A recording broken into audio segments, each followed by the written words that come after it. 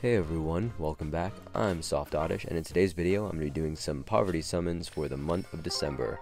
So we're starting with blue here, hoping we get an Azura, and alright, it's not exactly the way we expected it, but we got an Azura.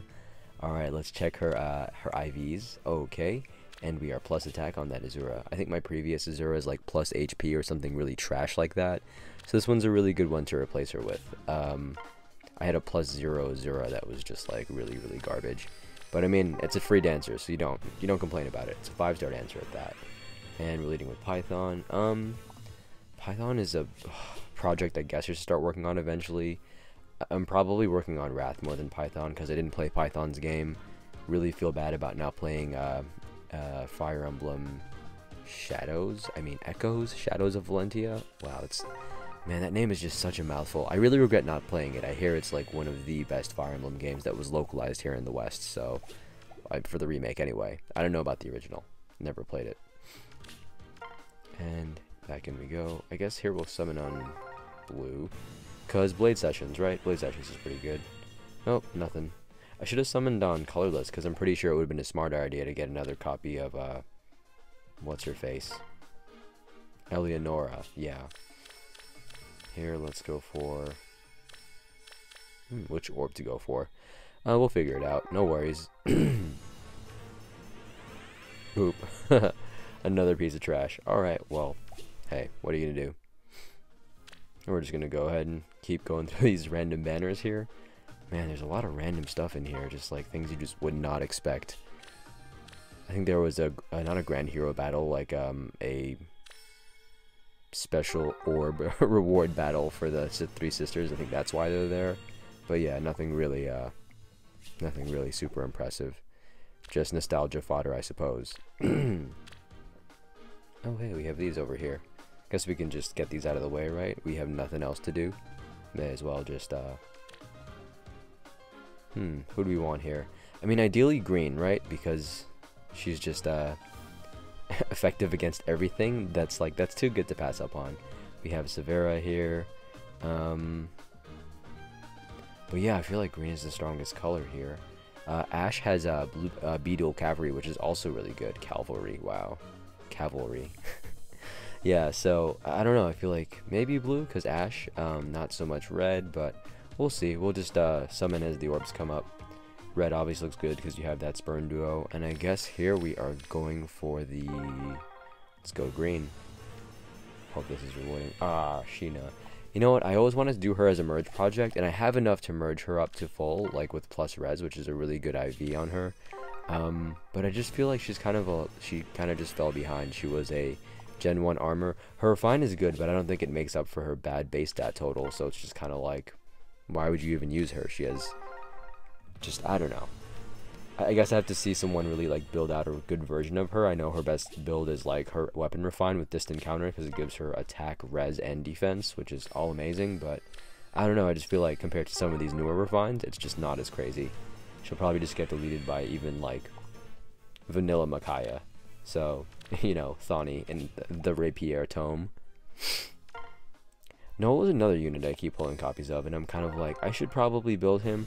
Rorofox or Red Fox or whatever that tome's name is a really good tome. It's one of the better red tomes that we have right now, and I'm just kind of like, about it. Like, he, again, really good mage, like, and it's weird they gave him, like, a tome that feels like a fire tome as opposed to a tome that feels like a dark tome. That wraps up these banners. Let's go ahead and hop into our winter banners next. Cool. But yeah, Nola's just kind of like a character that's kind of like, when he got introduced into this game and they gave him like a really weird weapon, and what in my opinion is a weird weapon. I mean, also I guess Hubert has Roru Fox or Rudru, whatever, Red Fox. Norse word for Red Fox. He has the Fox tome, and it's just like, it's not that it's a bad tome, it just doesn't seem like dark magic. And I know the idea is to make red magic is split between dark magic and fire magic. Speaking of which, I feel really weird about Urk being a fire mage. I thought for sure, I feel like Thunder was more his signature tome. I know when you meet him in Lynn's story, he has a fire tome because that's like the base anima tome. But like when you pull him in Eliwood's story and in Hector's story, he has thunder magic, which totally read as he'd come in as a blue mage, and he'd maybe like be a speed crept version of Ileana. Hey, we got Altina. That's pretty great.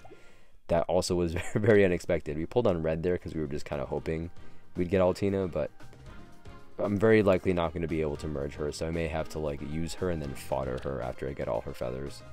And here I feel like we should probably go for Duo Marth, because he's an actual, I want to say he's an actual duo hero and not a harmonized hero, right? So probably makes more sense to go for him, even though he's a holiday version. Or is he a harmonized version? I didn't really read it up there. But anyway, let's just go ahead and let's summon. Hey, no colorless, of course. Decision made for us. And yeah, Chrom. I know people are saying you can like speed stack Chrom, but I don't know. I just don't see it.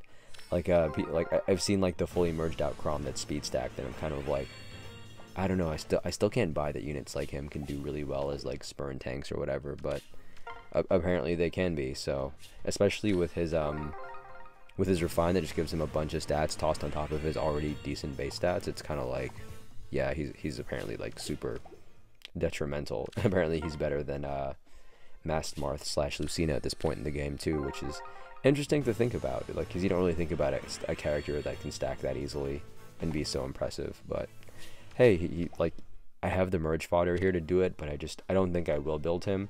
I don't like his the base art of like of base Chrom that much. I don't know what it is. I know he got a resplendent, but I'm playing completely free to play, so I don't know. I still wrestle with the idea of getting some resplendents, because it's just like some of them are just so nice, but then it's kind of like, well, then I may as well just become a Fifth Pass subscriber, and that's just like, man, $10 a month is just such a big ask. I wouldn't, like, I play Genshin more than I play this game, and I get more enjoyment out of Genshin, but I don't think I would ever put $10 a month even into Genshin, but I don't know. It's a really weird thing. And here we go on another Christmas banner. Let's see what we can get here. Hopefully something good. You know what? I think this is my third copy. I got one of the, I got her on the original banner just by complete accident. And then I got her again. Well, I mean, I got the combat manual version of her, the limited combat manual for the limited ephemera codes. And now this is my third copy. And this one's actually plus res. This one is probably the most useful one I have. I think the other one I have is plus speed, which is pretty trash. So why would I even use that? Let's pull for some red here. Maybe we'll get a Manuel. Nope. It's Rye. Hoping for a Manuela, but you know, no such luck. Just not my day today. And here I guess we can go for any of these because they all have like B dual skills, right? We have B dual, sorry, R dual like infantry, G dual infantry, and R dual flying. They're all pretty good, so it's like I may as well just pull where my odds are best. I feel like I have the best odds of pulling a red. And not what I thought it would be, but it's Tanith. And okay, that's usable. That's plus attack. I'll put a little hardy heart on that. She's not a unit I'm looking forward to building or anything, but she's not terrible, you know, and she's got modern BST, so that could be pretty useful, right? And I'm sure like somewhere like 2 years from now she'll get a refine, and she won't be trash at all. So, I wonder if they're ever gonna update arena scoring to make sure that like the B dual skills fall behind and needs to get power crept or something like that. But that's gonna be so weird for Gen 1 units. They have to really, with all the base stat creep that they're doing every year, it's just kind of like, man, when will this game just like completely jump the shark, or when will this game just start making characters with totally broken abilities just make the old ones look like garbage?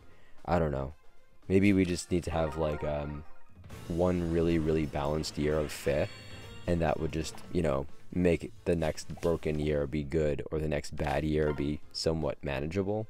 But right now it's just like there's stat creep every year, so it's like I'm just wondering what it's gonna look like 3 or 5 years from now when we're playing this game and like like a 210 BST unit comes out.